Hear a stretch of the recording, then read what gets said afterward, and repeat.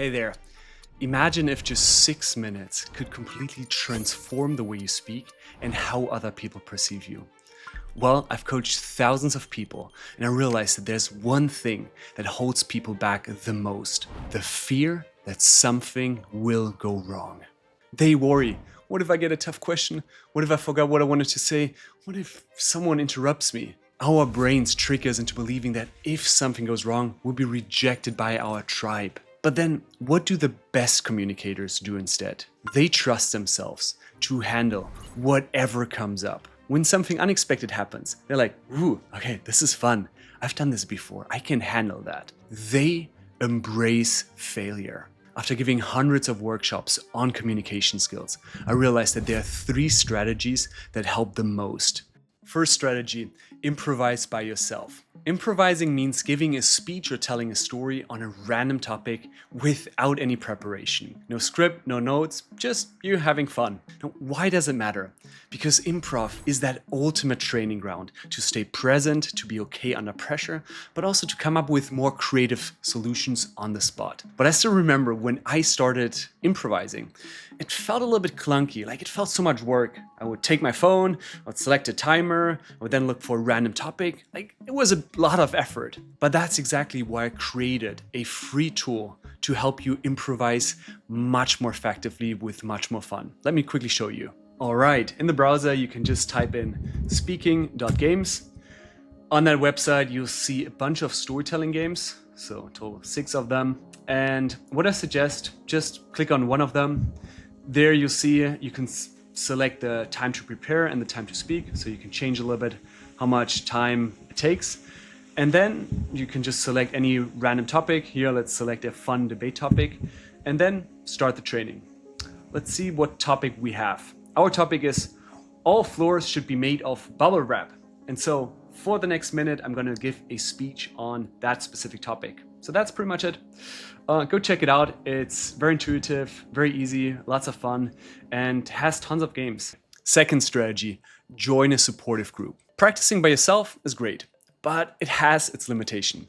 For example, imagine you wanted to become better at basketball. While shooting some hoops in your driveway, well, sure, that will make you better. It's important. But at one point, if you want to get great, you want to step on this court and play against other people. Now, the same applies to your communication skills. Speaking by yourself, sure, builds confidence. But speaking in front of others, improvising in front of others, that is what really builds resilience. So if you want to take your communication skills to the next level, I would say join a supportive group that helps you improvise in front of other people. So that could be an improv group, an acting group, Toastmasters, ultra speaking, really any supportive group where you might mess up. For example, last year I joined an acting group.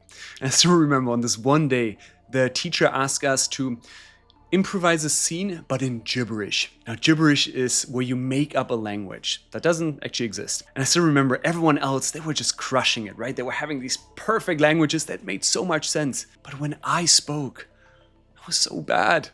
I sounded more like a deaf person. I was like, la la la la la la la la la.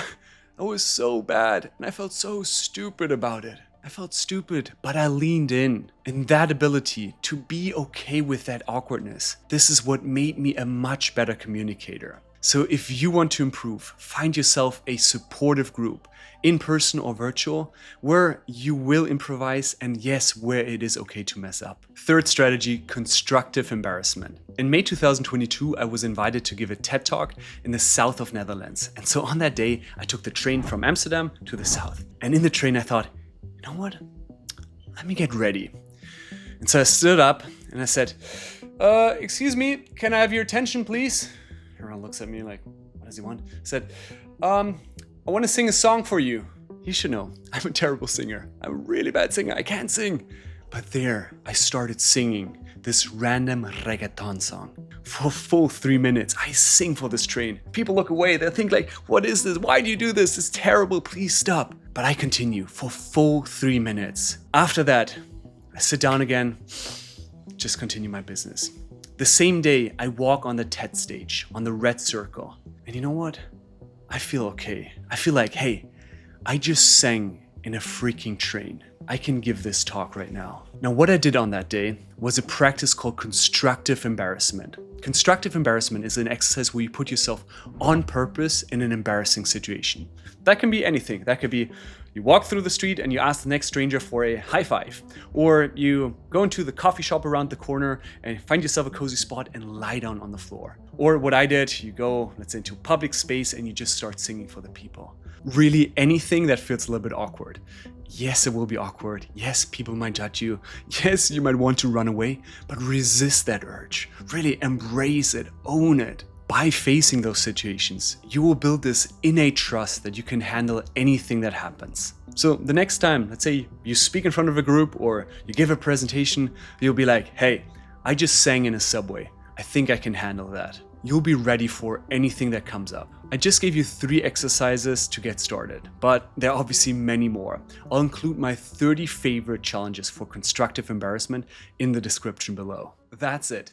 If you stick to any of those 3 strategies, you'll be part of this small selected group of the most magnetic communicators on this planet, guaranteed. But hey, some of the best communicators, they're also wonderful storytellers.